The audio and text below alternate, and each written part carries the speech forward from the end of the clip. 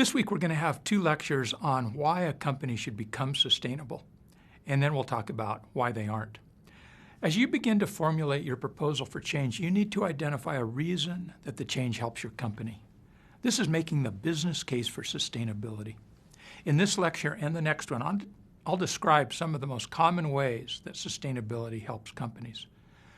Not all of these will apply to any specific case. Maybe only one supporting reason will apply, but that can be enough to make the change attractive to decision makers in your company. Sustainable business is all about reducing waste and using less energy, materials, water, and so on. These reductions translate into cost savings. They can provide a financial reason for making sustainability changes. In a few weeks, we'll look at how to quantify these savings when we have a module on financial analysis. Reducing energy and material use has a second benefit. It reduces the risk of price changes or supply shocks. If the price of energy goes up, a company that uses less won't suffer as large an increase in its bills as a less frugal company. Being careful about using resources saves money and makes the company a little more resilient or able to withstand shocks. Being sustainable also reduces another type of risk. For many companies, much of their value is in their reputation or their brand value rather than in their factories and their machines. For example, in mid-2016, all of Apple's stock was worth about $585 billion. Of that, analysts estimate that about $245 billion, so not quite half, was the value of Apple's brand. Not its factories, not its machines, its brand. Sustainability, with its long-term and life cycle thinking, helps companies avoid making mistakes that can tarnish their reputation and reduce their brand value. Here's a list of the most valuable global brands as of 2015. The brand values are in millions of dollars. The sum of the brand values for these 14 companies is $1.42 trillion. You can see why companies should want to protect their brands.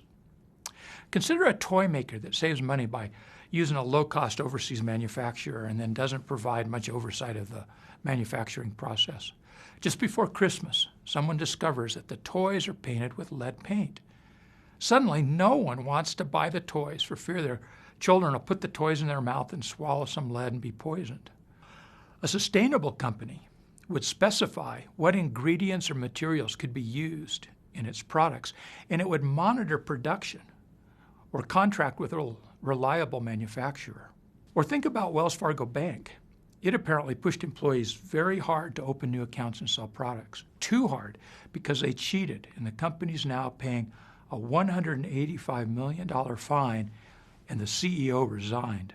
A sustainable company would create a culture of performance that encourages people to work hard, but not to cheat. Remember our discussion of short-term decision-making? In the short term, it might increase profits to push employees very hard, but it almost never is good as a long-term strategy. Wells Fargo found that out. Being sustainable usually means that companies won't have a problem complying with regulations. In fact, sustainability usually implies performance beyond mere compliance. Remember when we talked about resilience and reducing a company's vulnerability to disasters? Sustainability can also reduce companies' vulnerability to embarrassment and fines and a loss of its reputational capital. Sustainability experts sometimes talk about a company's social license to operate. This isn't a real license. It's something that communities or customers confer on a company. The notion began in the mining industry, where large projects needed community support to be approved and implemented.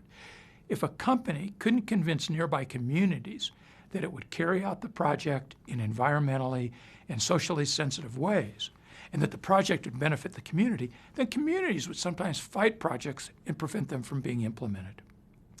The idea of the social license to operate is now spreading beyond the extractive industries to other companies.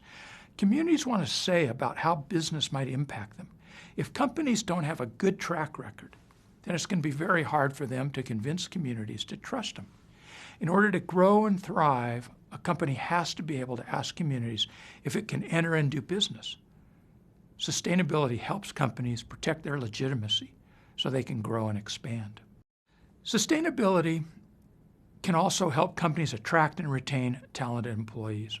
I once heard a televised press conference in which the chief operating officer of a large company said the company was becoming sustainable because, with its current reputation, when it was out recruiting at colleges, the best students, the ones they wanted and needed in order to grow and compete, wouldn't even talk to them.